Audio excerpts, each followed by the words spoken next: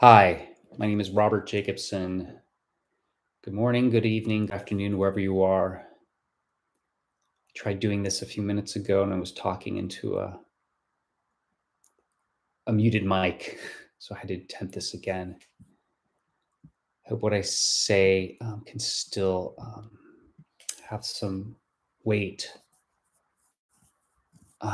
So I was very moved, not moved, by moved and felt just kind of sickening and disgust through some of the recent events in the past few days of what is happening in the Faroe Islands, the dolphin hunt, and the beginning of the controversial dolphin hunting season in Taiji, Japan, where, if you're unfamiliar with it, you know, over 1,000 dolphins were killed in um, Denmark, and many have been killed in Japan. And digital technology is kind of a blessing and a curse. It allows us to see things in almost real time. So although we might be in our village or city and think, hey, this is my life, which is your life, we're now able to see things almost in real time. And we can have feelings, new ways of having empathy for our fellow neighbors, cetaceans, and other species across the planet. As Buckminster Fuller, the great design thinker and architect, created the phrase in the 60s, we all live on spaceship planet, as planet Earth. It's the greatest spaceship that we have in the universe. We know of no other life in the rest of the universe yet. And today should be a really kind of fun day in my life. I work with the space sector, and we saw 4 civilians fly to space, and they're going to go to space and see Earth without borders. And I know they're going to come back and want to do great things here on the best spaceship, planet Earth, terra firma, Gaia. There's just so many challenges in the world, and I think I felt moved to speak to public through this way today, through seeing what had been happening, has happened, and continues to happen. Places like the Faroe Islands, Kingdom of Denmark, and Taiji, Japan. Now, I understand well that these are considered traditions, preserving culture. What I want to say in brief is there are some traditions and some parts of culture that don't serve us well. They're unhealthy medically or physically, as in eating cetaceans has high mercury content. And why would you give poison to your loved ones, your family, friends, neighbors? I would also say it's just kind of a barbaric practice. Here in the United States, there was a long tradition of owning humans, slavery. Thank God we banned that practice. There's no reason to have to still carry forward a tradition of killing cetaceans of any type. I have compassion for the others who also feel deeply for these and cetaceans and other species that are being challenged across the planet. But I also have some capacity in my heart for forgiveness. And humans have this amazing capacity for forgiveness.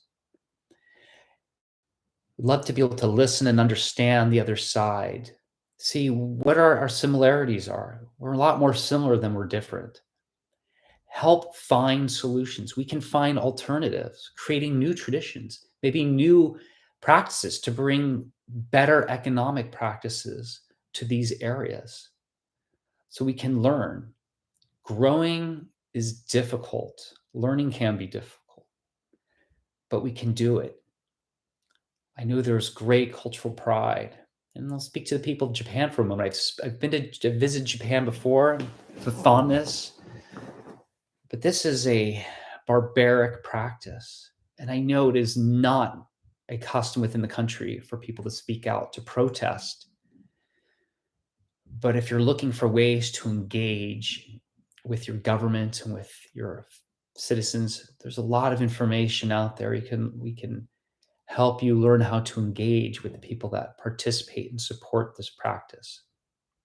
For those residents in the Faroe Islands and Denmark, or maybe even Iceland, where there's, it's permitted to hunt cetaceans, whales, and dolphins, um, have conversations, contact members of government, or if you don't live in those countries, contact them, send real letters, make phone calls. I'm going to start distributing more contact information online of different organizations, whether it's the Faroe Island Tourist Bureau, the Whaling Commission, um, European Union. Whether you take 5 minutes out of your week or 5 hours, it will make a difference. But I think a big part of this is we need to realize that we're all, humans, Homo sapiens. We have tremendous capacity for imagination and innovation, creative thinking and negotiation, debate, play. Um, we have all, great capacity to do, and we to do so many incredible things. We're a lot more similar than we're different. But this practice is one that must end. We can all learn. We have the ability of reconciliation. Do you think it's possible for us to reconcile with our brothers and sisters in the Homo sapiens, to learn and grow? Um, this was not planned today, but this has been gnawing at me all week, and I felt compelled to feel the need to speak. And as I said, today being September 15th, it's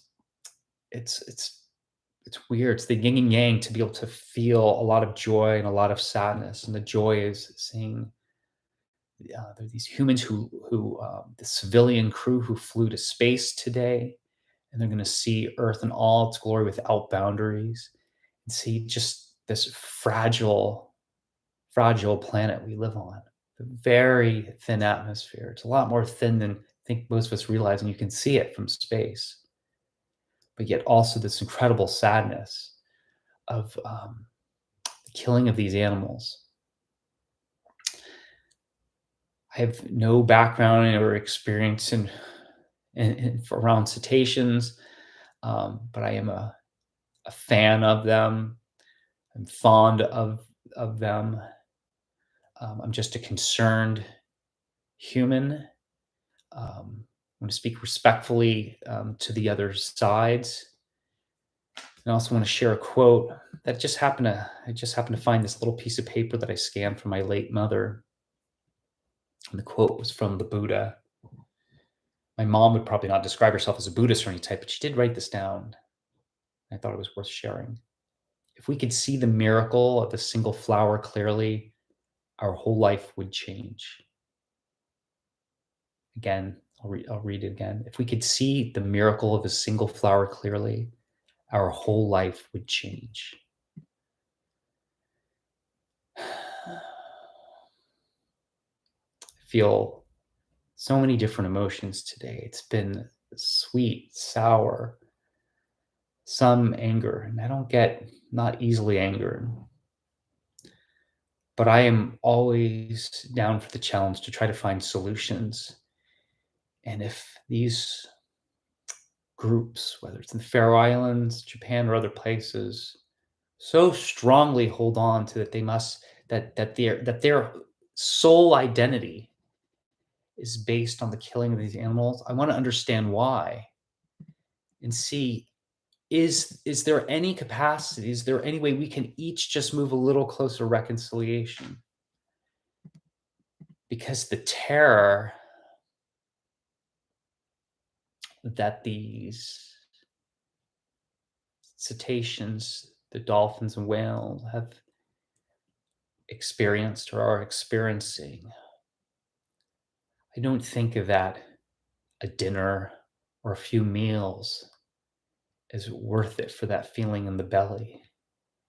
Perhaps there are other members of the community, those who are doing research and development around alternative proteins. I think we should explore all of these ideas. Um, I would welcome a dialogue or just being able to be a connector or further bridge around this.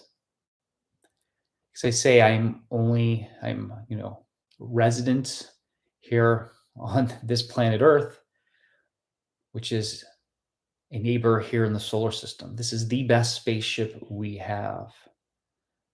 Um, every, you know, every fly, mosquito, all the little bugs, the dinosaurs, the birds, your dogs, your cats, the wolves, the eagles, the chimps, your friends, your family, all the individuals in history we know of, the well-known and unknown, the nameless, they all lived and died here on this planet Earth. But rather than just ending purely on, this kind of this open thought on this open conversation on the negative, I want to stress that we have more in common than we have differences. This is biologically true, genetically true. I love looking for solutions in difficult problems and challenges. And, if we can find ways to, bridge some of these gaps with some of these communities around these practices, there's the possibility we can do so much more in other places. I want to welcome. I hope those who choose to engage, we can keep this civil, and wishing you peace and optimal health in your life today. Thank you very much.